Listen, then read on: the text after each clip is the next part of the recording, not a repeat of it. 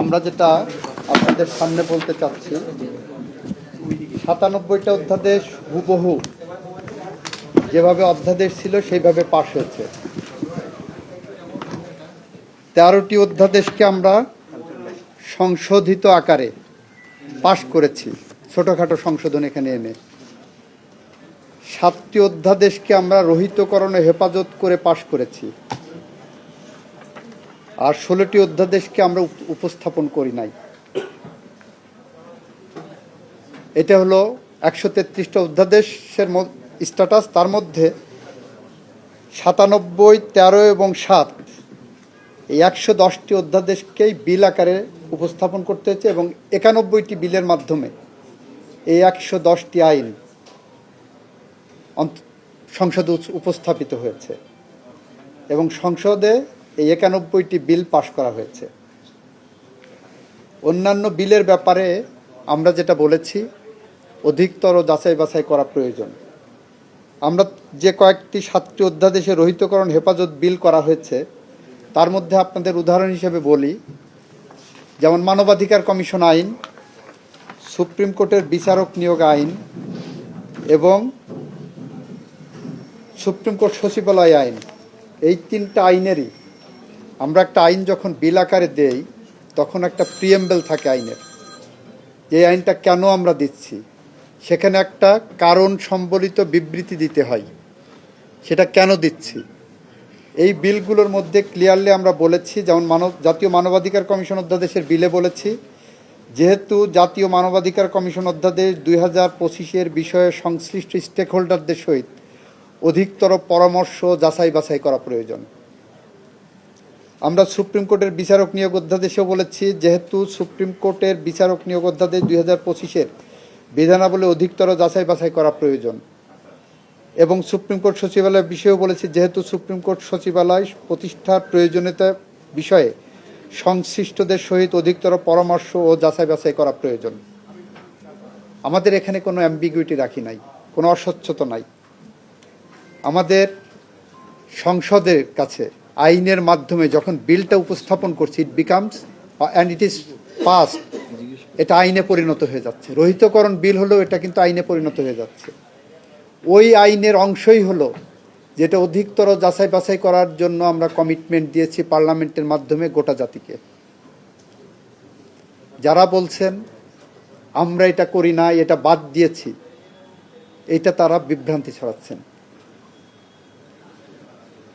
কারণ আইনের মধ্যে সুনির্দিষ্টভাবে, এই কারণে আমি পার্লামেন্ট উত্তর দিতে যে বলেছিলাম, মাননীয় বিরোধী দলের সংসদ সদস্য সব পড়েছেন, শুধু অতটুকু পড়েননি যতটুকুতে সরকারের স্বচ্ছতা এবং জবাবদিহিতা দেওয়া আছে।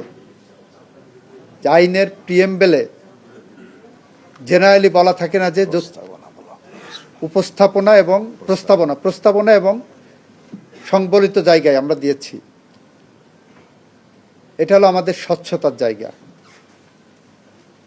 ইতিমধ্যে আমাদের মাননীয় স্বরাষ্ট্রমন্ত্রী বলেছেন, গুম কমিশন নিয়ে যে কথাটা উঠেছে, আপনি গুমের ডেফিনেশন অন্তর্ভুক্ত করলেন আইসিটি একটা আইন পাশ করে,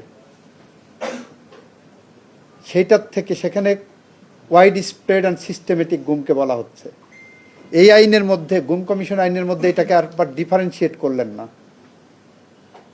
তারপরে যে কি করলেন, গুম কমিশন একটা ডিফাইন করলেন, ডিফাইন করে বললেন মানবাধিকার কমিশনই গুম কমিশন।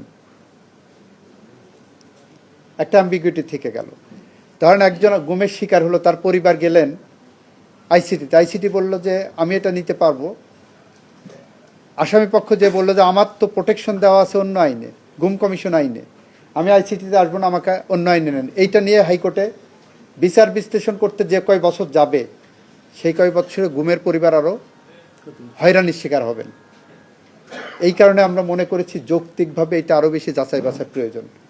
মানবাধিকার কমিশন আইনকে আমরা ব্যাখ্যা করেছি। দেখেন, মানবাধিকার কমিশন আইনে বলা হচ্ছে যে মানবাধিকার কমিশন যে কোনো মানবাধিকার লঙ্ঘনের ঘটনা কারো অভিযোগের ভিত্তিতে অথবা সুমোটো টেক আপ করতে পারবেন। ভালো কথা। তারপর কতদিনের মধ্যে তদন্তের বা ইসের নির্দেশ দেবেন সেটা নাই, বলছেন যে অনুসন্ধানের দায়িত্ব পাওয়ার পর 30 দিনের মধ্যে প্রতিবেদন দেবেন। 30 দিনের মধ্যে প্রতিবেদন পাওয়ার পর সেইটা তদন্তের যোগ্য কিনা সেটা আবার সিদ্ধান্ত কতদিনের মধ্যে নেবেন সেটাও নাই। সিদ্ধান্ত দেওয়ার পরে 60 দিন পর্যন্ত তদন্ত প্রতিবেদন দেবে। তদন্ত প্রতিবেদন দেওয়ার পরে কি করবেন? দুই পক্ষকে ডাকবেন যদি অভিযোগের প্রাথমিক সত্যতা থাকে। দুই পক্ষকে শোনার পরে 4টা অপশন দেওয়া হলো মানবাধিকার কমিশনের সামনে। 1, জরিমানা করবেন। জরিমানার পরিমাণ কি হবে সেটা আইনে বলা থাকে। এই আইনে জরিমানার কোনো সুনির্দিষ্ট বিধান দেওয়া নাই। 2, ক্ষতিপূরণ দিতে পারবেন। ক্ষতিপূরণের পরিমাণ কি হবে সেটাও আইনে একটা গাইডলাইন দেওয়া থাকে। এই আইনে সে ধরনের কোনো গাইডলাইন নাই মানবাধিকার কমিশনে।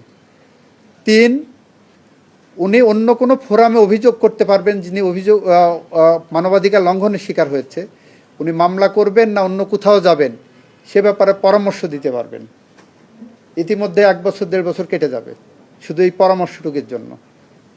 আর 4, মানবাধিকার কমিশন বাদী হয়ে মামলা করতে পারবেন।